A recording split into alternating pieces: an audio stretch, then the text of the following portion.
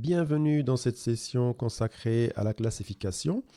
Nous allons nous intéresser précisément à la régression logistique, un modèle incontournable parmi d'autres pour la classification.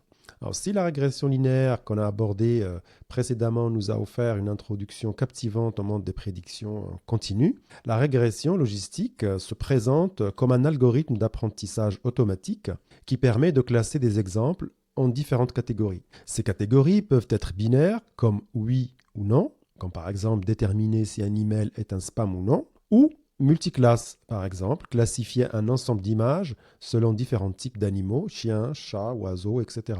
Donc ici, on est dans le domaine du catégoriel, contrairement à la régression linéaire, où on était dans le domaine de la prédiction d'une variable ou d'une variable continue, avec des valeurs. Alors nous allons commencer par examiner un exemple concret de régression logistique en utilisant la fonction particulière qu'on appelle la fonction sigmoïde. On va utiliser aussi la fonction de coût. On a déjà vu ça dans le cadre de la régression linéaire, mais là ici on va adapter cette fonction de coût à une problématique de classification.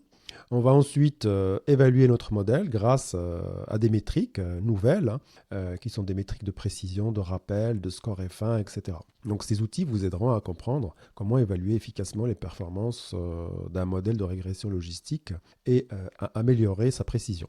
Alors j'ai annoncé ici plusieurs concepts nouveaux, ne vous inquiétez pas si vous ne comprenez pas très bien ces termes. À travers cette session, nous allons décomposer chacun de ces concepts pour les rendre aussi clairs et accessibles que possible. Alors que vous soyez complètement nouveau dans ce domaine ou que vous cherchiez à consolider vos connaissances, je suis là pour vous guider. Donc si vous êtes prêts pour cette aventure, allons-y.